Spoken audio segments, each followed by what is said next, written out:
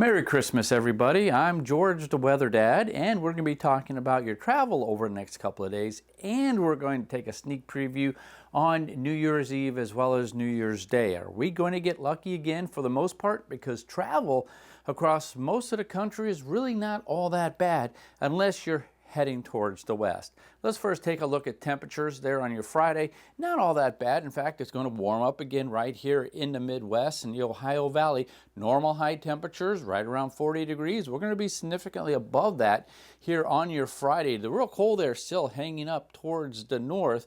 And so watch what happens here on our Saturday.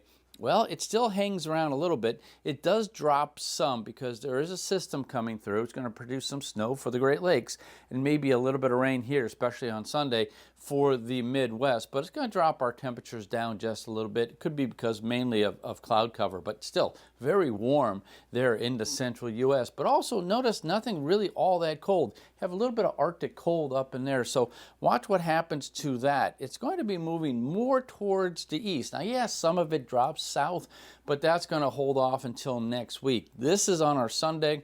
Temperatures still fairly above normal. Normal high temperatures again about 40, low temperatures down in the mid-20s. So overall, not bad as we head on into the last weekend of 2025. How about that? Now for New Year's Eve rather, you can kind of see again temperatures a little bit below normal. So we're going to cool off a little bit for next week. So the key now is what is going to happen with precipitation, because here on New Year's Day, still temperatures are going to be a little bit below normal, which would put high temperatures right here in the Ohio Valley down into the 30s. So we're going to have to keep an eye on it. But notice again where the purple is. That's the Arctic air, and that's really pretty much staying to the north, and unless, of course, you're up in the northeast and you're going to get hit with an Arctic outbreak. Precipitation, that's really the key here. This is on Friday. It's going to be some snow up in the Great Lakes, some rain also sneaking back towards the Ohio Valley.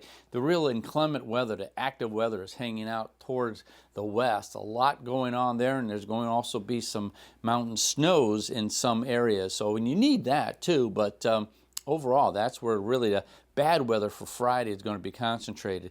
Saturday, still hanging out there, but you can kind of see here most of the country for traveling pretty much okay at this point. Sunday, that energy moves out, gets a little bit more active, but with temperatures above normal, I don't see any real snow here, but we do have some snow stretching back towards the Rockies up to around Denver. You certainly need some snow there, and up here in the Great Lakes. But for traveling purposes, you're just going to run into some rain if you're going to be moving around the Midwest. So let's take a look at New Year's Eve. Not bad. Take a look. Pretty dry across most of the country. A little bit of snow up into the Great Lakes and maybe a little bit going on there out into the Pacific Northwest. For New Year's Day, California going to get hit again. This one's not going to be quite as severe as what you have been experiencing, but once again, for hanging around, going to some parties and traveling on New Year's Day, not all that bad. A little bit chilly here in the Midwest, but again, driving conditions should be a-okay for the most part. So looks like we're going to end the year 2025 on a relatively mild note. Merry Christmas again, everybody. I'm George, the Weather Dad.